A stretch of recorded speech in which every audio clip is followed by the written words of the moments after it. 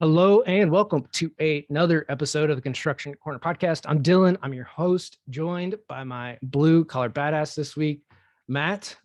How's it going, man?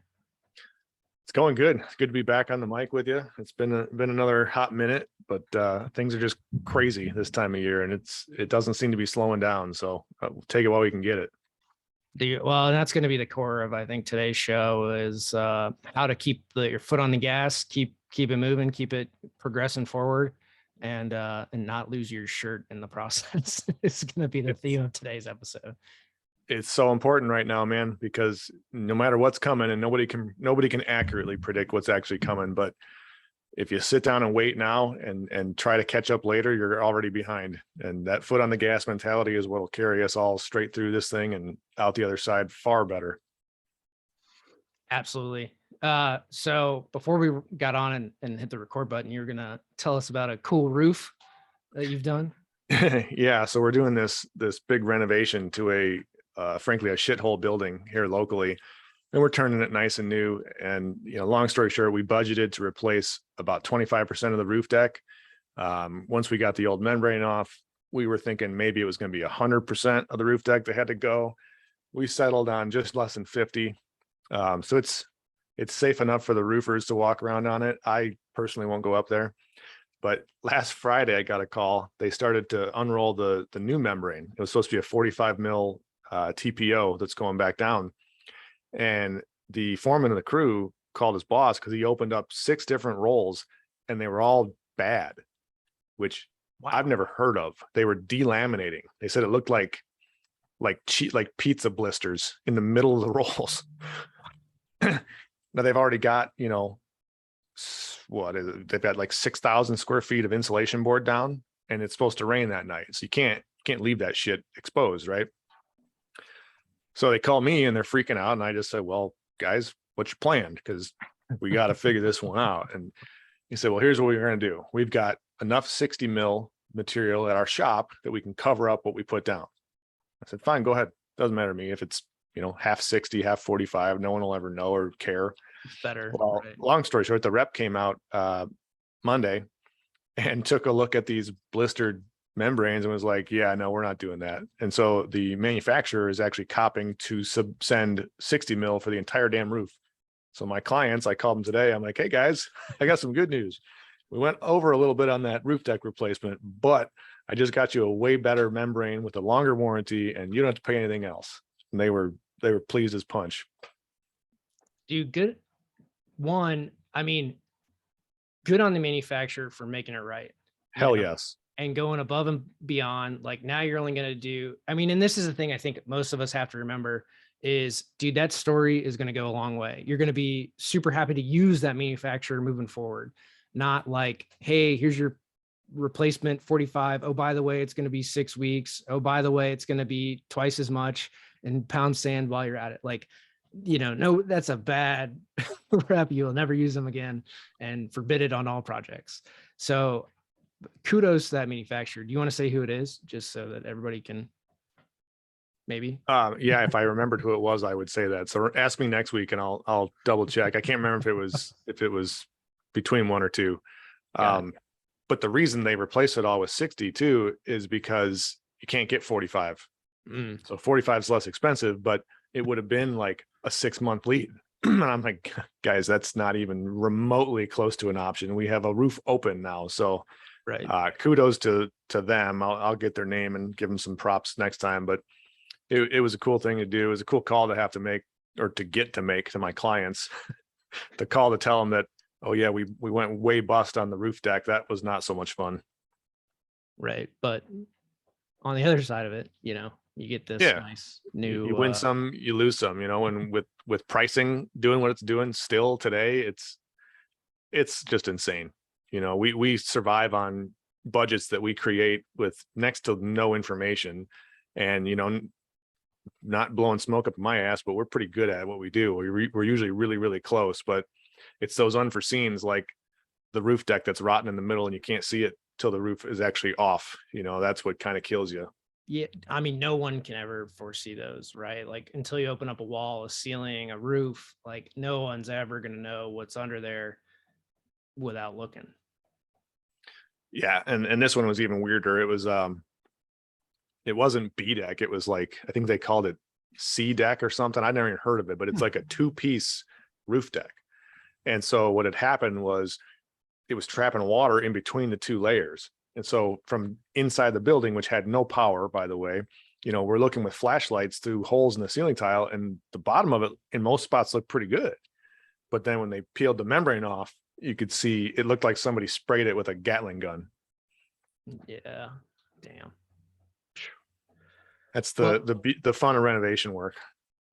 yeah, I mean, again, like there's always like those hidden gems and then those hidden like monsters that you Yes, come across, right? Like, oh, hey, like there's nice wood floors under this shitty shag carpet, for or like sure.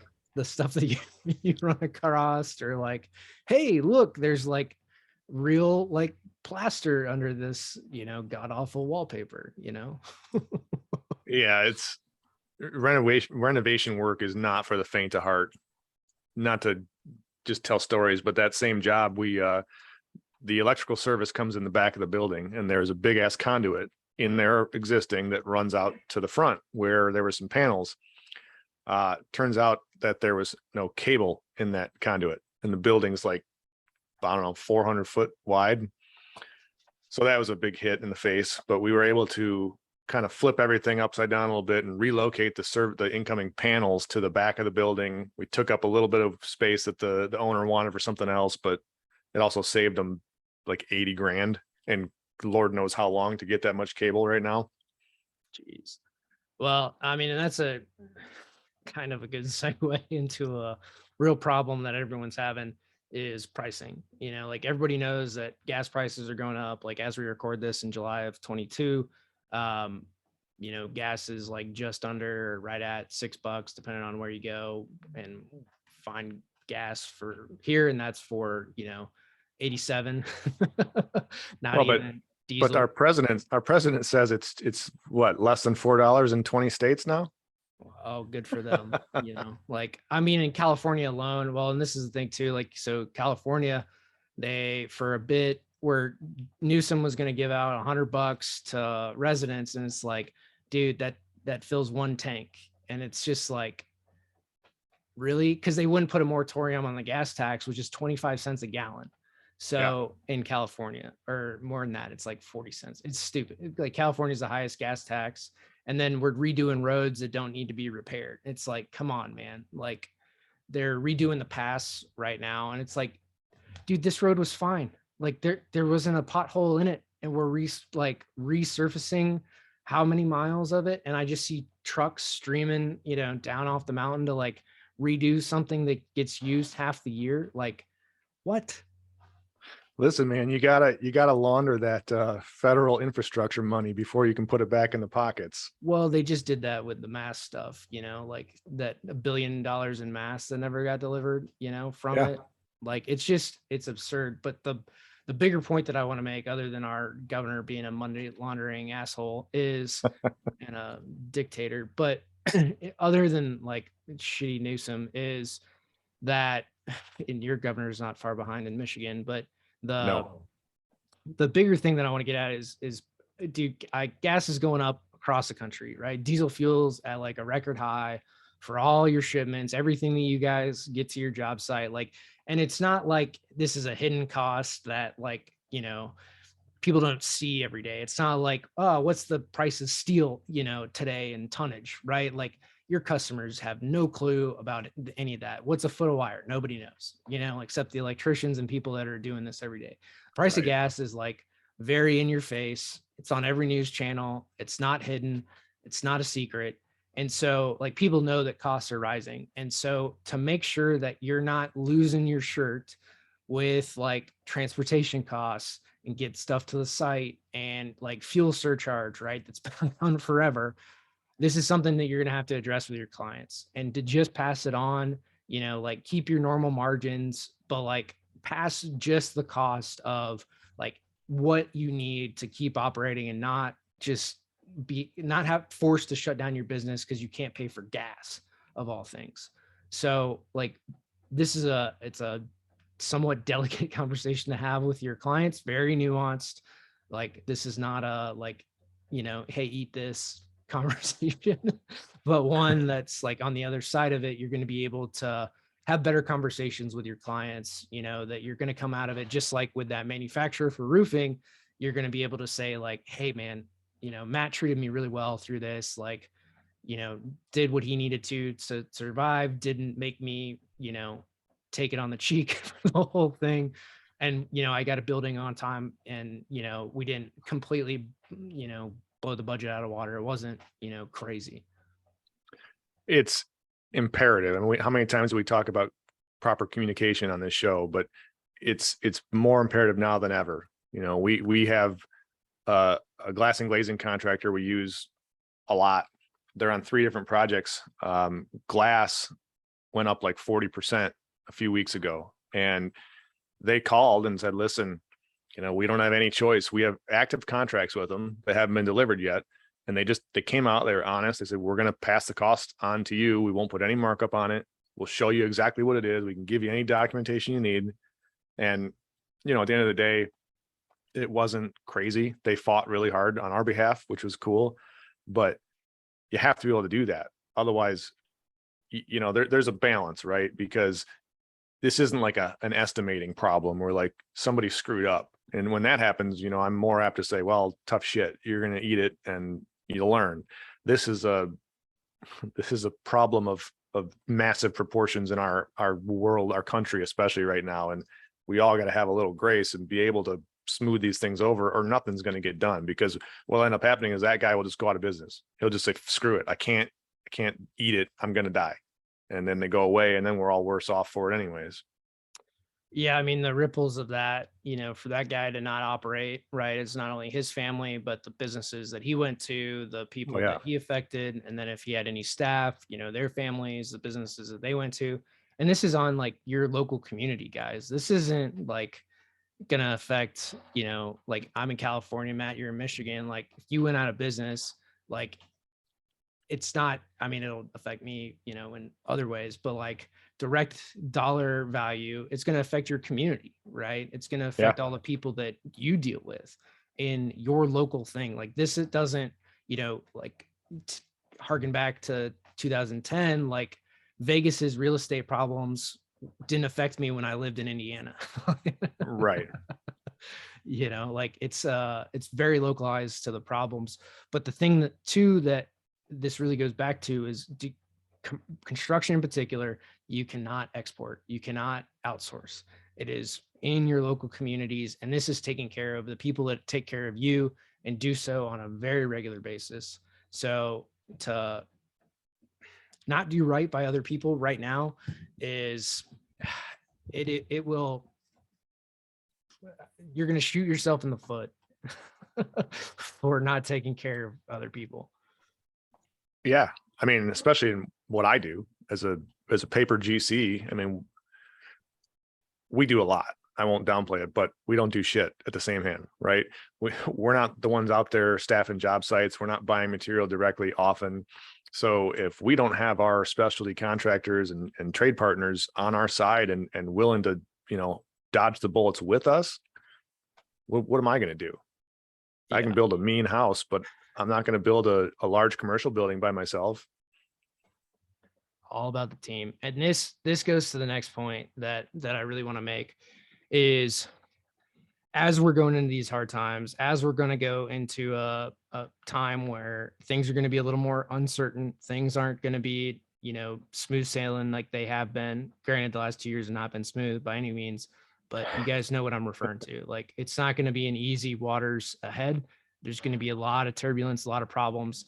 And the thing that I want to bring up on today's show is make sure that you lock in any contracts that you can. This is foot on the gas time. Lock in product, get the manufacturing runs done, lock in your steel, lock in your wire, lock in your drywall, lock in all that stuff.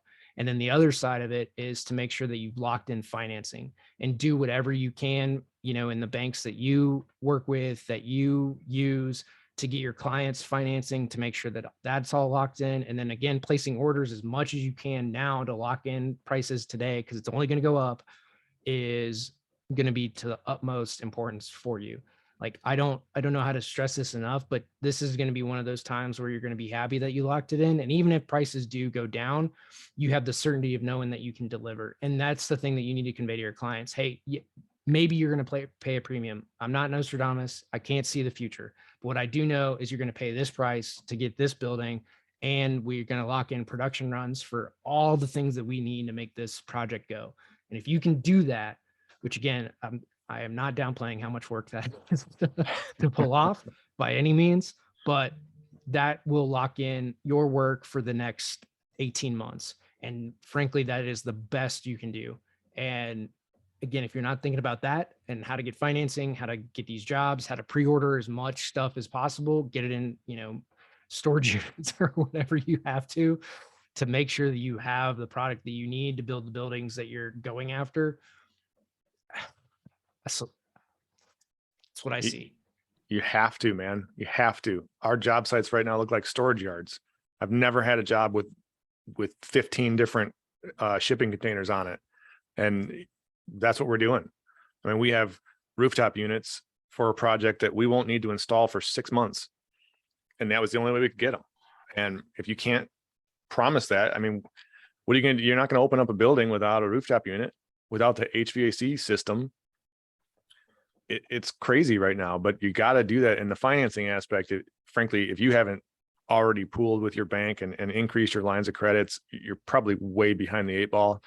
You should be talking to people like Scott Pieper, who can help still. You should be talking to your banks, talking to, different non-traditional financing sources, because you need to have a safety net to fall back on. Because if it comes down to, let's just use rooftop units. If you can buy this rooftop unit for 10 grand normally, and there's only one left in town and they're selling it for 20, who's going to get it, right? Who's going to win? And that's a simplistic example, obviously, but you gotta insulate yourself as much as humanly possible, because without cash flow, this industry is, we're fraught with problems as it is. Without proper cash flow, you're done.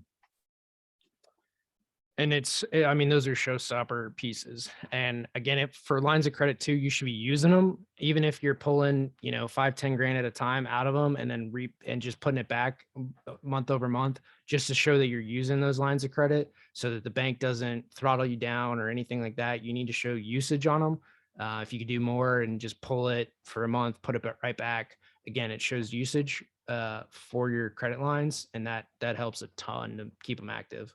Yeah, it's huge. And most banks, and not all of them, but most of them with commercial lines of credit, if you pay it back within that first 30 days, you don't pay any interest on it. Right. They just like to see cash in, cash out movement on it. And firsthand experience, we have a line of credit here. I started it when I came on, and we didn't touch it, not a single cent for the first 3 years.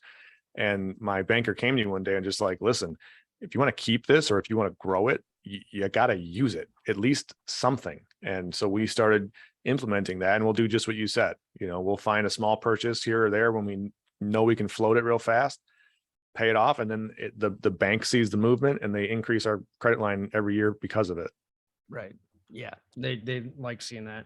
And then really the last point, we're short on time to get today, guys, but our last point is, during these times when the going gets tough, when things aren't necessarily always in your favor and things that you can't control, not only do you need to control the things that you can control, but is to fight for every inch of productivity, every percentage point that you can, every piece in every area, not only on finance, but pricing. Be aggressive with, hey, if we prepay this stuff, instead of doing 60, 90-day terms, can we get, 5 points off? Right? Like things like that, you need to fight for every single inch that you can, because it's going to matter. It's going to matter now more than ever. If you can add 5% to your bottom line and you're doing 10, 15 million in, projects, right? At 10 million, 5%, that's 500K straight to the bottom line. So now is the time, if you've never cared before, to fight for every single inch that you can. And get creative. I've got guys that come to me constantly saying, hey, if we prepay this, we can save, 10%. We'll split it with you. All right, I'll float it. Let's go. Let's get it. Right. Don't be afraid to have those conversations. And And on the GC side, don't be afraid to talk to the owners. Listen, we're going to bill you now, but we're going to order this shit and we're going to put it in a box, but then we can guarantee you have it. We guarantee we can still get you open on time. You can open your business and then you can have at it with the rest of us slugging along in this economy trying to make it. Yeah, at the end of the day, they want to open their building, and that's what it comes down to, guys. So, I mean, have these conversations with your owners. They need to be involved. Your subs need to be involved. Your specialty contractors, everybody across the board need to be involved in these discussions, right? Hey, can we pre-order? Can we get stuff? Can we guarantee that we have it in hand, right? And you're not going to use it on somebody else's project. That is ours. And then to get all this stuff, get financing, have the pricing conversation, fight for every inch. And at the end of the day, you're going to be way better off for it. It's going to make these projects go that might not otherwise go. You don't want to be steel up, roof on, and like, oh shit, we can't get drywall. That's a problem, or whatever it might be, or some stupid hinge that is going to take 6 weeks to do it.